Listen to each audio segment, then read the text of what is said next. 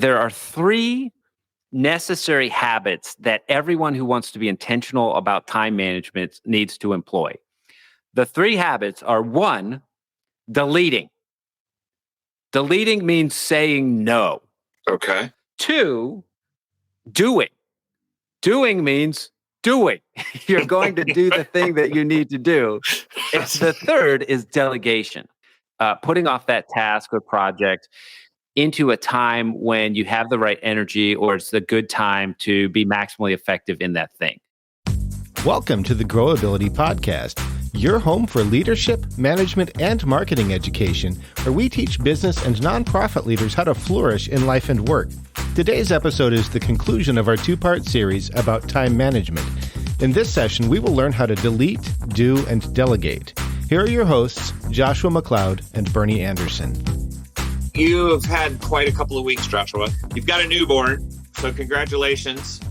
We have a new baby. Baby Matthew arrived, and he arrived early. And because he arrived early, we had lots of time in the NICU, 14 different nurses, 3 different doctors, 12 days of crazy and lots of running around. But at the end of the story is everything is well, and baby is home, and life is good. Sarah is actually getting 0 sleep. I'm getting like more sleep than she is. But it's like, how in the world do people have children? Like, this is crazy. It's like every 3 hours, you got to feed this kid. You're up in the middle of the night.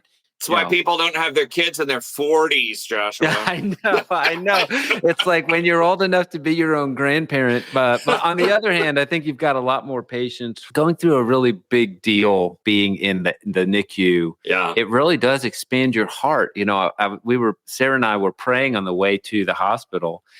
And we were just like, okay, God, we already have 8 kids, and now we're going to have 9 kids. And like, how are we going to have enough love to go around? And so we were just praying that God would expand our heart. And then he gave us this whole ordeal where we were like going through this trial for several weeks, but we came out of that with just real deep and expanded heart for all of our kids and for this baby. And I think when you go through a trial, you'll feel the love, so we can't get enough now of that little beautiful child. That's so good. For those who don't know Joshua's family, they're just like an amazing bunch of folks. But anyway, we're back. We're super happy to be back. We started what is Growability Foundation number 10, which it has to do with time management. How do you manage your time? Yeah. There are so few people out in the market teaching good time management skills, and there are so few business owners who actually have really good time management skills that we start to think, well, maybe time management skills are impossible. Maybe there is no such thing as really good time management. Like maybe there isn't a better way to run my life, and I have to get relegated to I'm busy. Yeah. How are you? I'm busy. I got a promotion. Right. Now I'm more busy. I got another promotion. I'm even more busy. In light of that, Joshua, how would you define time management? If I came to you and said, what is time management? How do you define it? I see time management as a proper balance of energy to accomplish things that are valuable. If I don't manage my time well, one of the first indicators is I don't have any energy. When you are managing your time well, you actually have more energy and greater energy to accomplish the things that you want to do or should do or are important. When you don't manage your time well, you decrease your energy. So that actually leads me to my next question, and that is this. So at Growability, we talk a lot about rhythm and habits. What are the habits that you see as essential for good time management? Okay, I think, Bernie, there are 3 necessary habits that everyone who wants to be intentional about time management needs to employ. The 3 habits are: 1, deleting. Deleting means saying no. Okay. 2, doing. Doing means doing. You're going to do the thing that you need to do. And the third is delegation, putting off that task or project into a time when you have the right energy or it's a good time to be maximally effective in that thing. So let's start with delete. What does it mean to have the habit of deleting? Sure. So every entrepreneur has a to-do list. This is the list of stuff that's on your brain that's not necessarily on everybody else's brain. It's the responsibilities that you have to take care of. We talk about resource management, operations, teamwork, marketing, goal setting. You've got all these things that are going on. It's your to-do list. Good time managers, people who maximize their capacity as a leader, they have a to-don't list. I love it. A to-don't list is, this is the list of stuff that is not valuable enough for me to do. Yeah. And so if you come at me with this thing, I'm not going to do it. Now, a to-don't list is going to differ depending on who you are as an entrepreneur. Yeah. For me, a to-don't list is social media while I'm clocked in. Oh.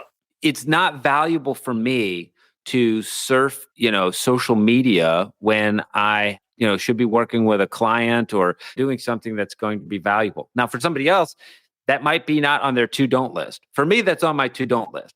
Confession.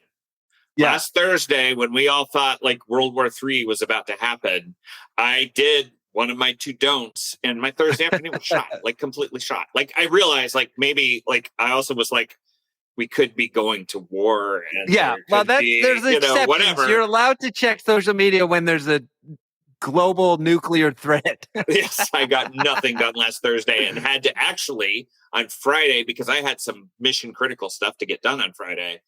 Yep. I was like, okay, I if the world blows up while I'm doing this, I guess that's what's going to happen. But I will find out about it when my house explodes or whatever. But like I have to get this done, and so I had to turn it off. But yeah, that's right. The to-don't list is all of those things that sit on this is not important and it's not urgent. Yeah, that's on a to-don't list.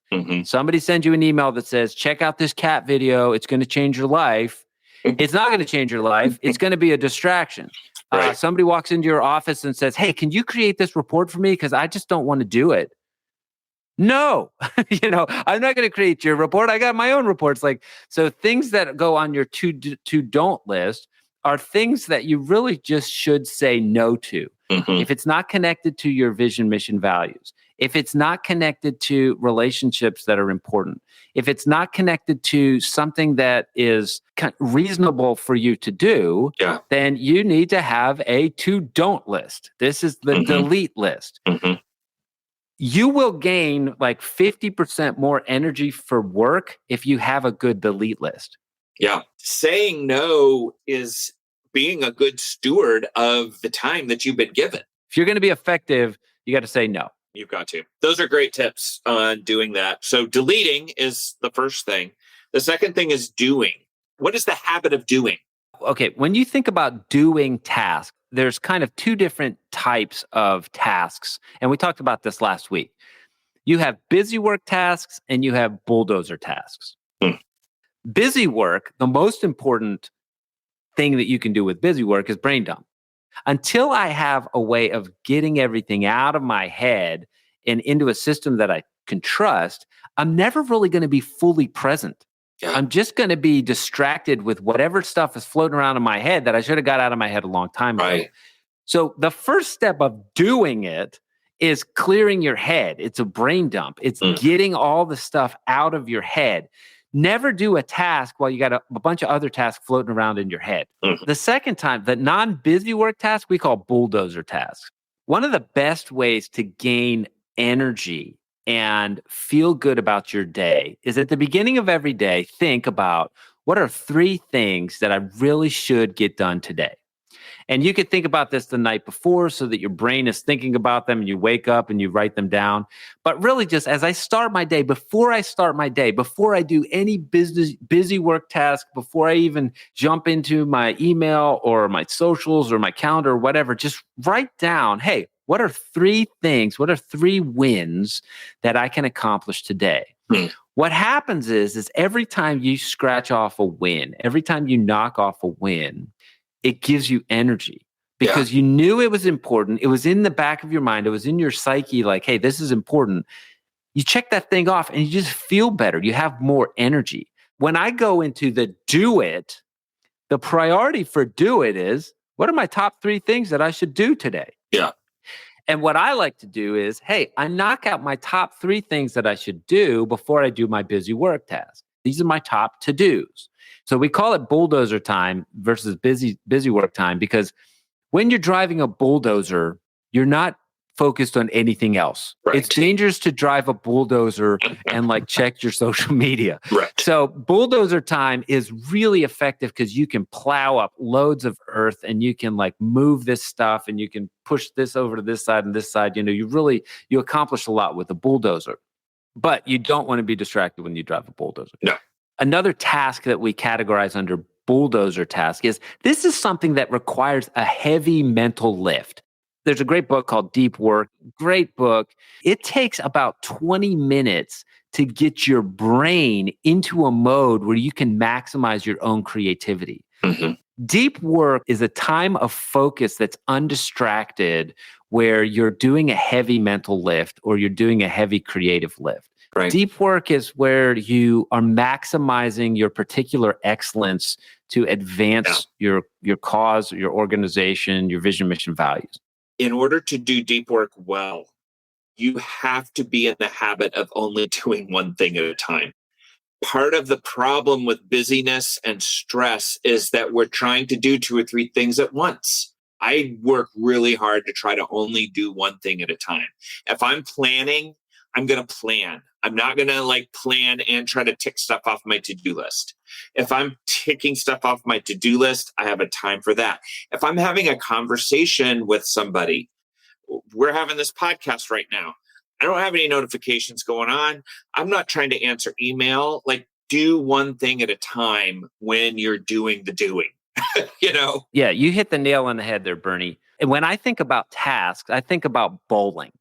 So if I have a bowling ball, I got the ball, it's heavy, I roll it down. If I didn't do my task well, I threw it straight to the gutter.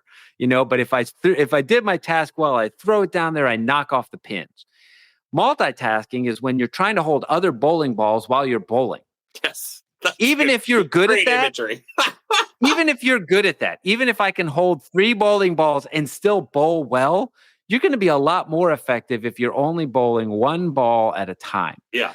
To-do time is sequential monotasking, doing one thing. Your to-do task is either going to be busy work, you know, I'm dumping my brain, I'm putting stuff on my planner, I'm going to have meetings, or it's going to be bulldozer time. This is my 3 wins that I'm working on for that day. This is the deep work task that I want to accomplish for my organization. So we've got the habit of deleting, the habit of doing, but we also have the habit of delegation. Talk to me a little more about what that means.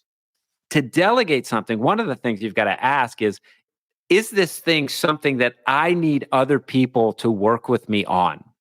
If I can do the thing by myself, it's all I need is my bulldozer. If I need somebody else, then we need to schedule a time to talk through the entirety of the project.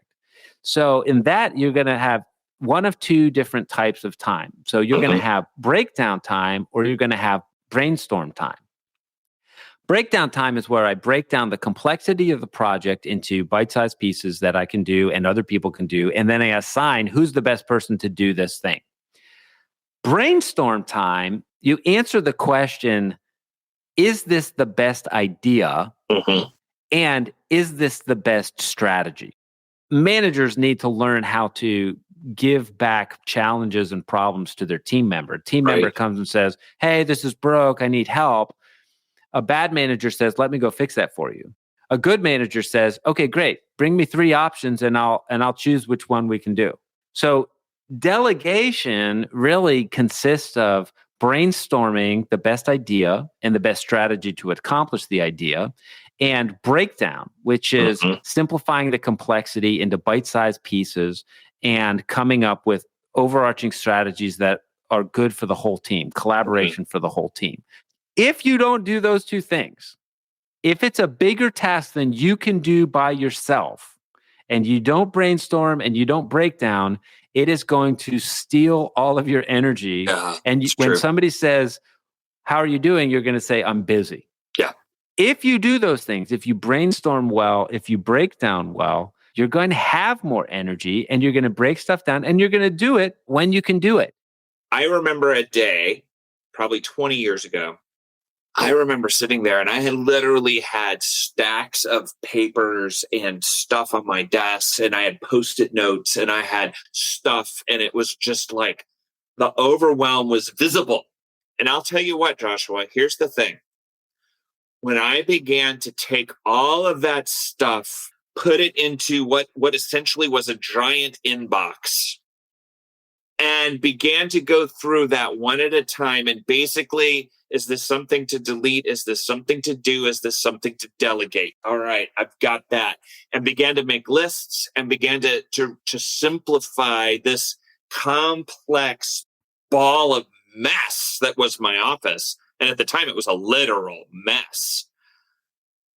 That all of a sudden changed everything. And the more I got clarity on all of those things, the more energy I got to do the next thing, and then the next thing, and then the next thing. And pretty soon that pile of stuff was now something that, okay, I know what this is.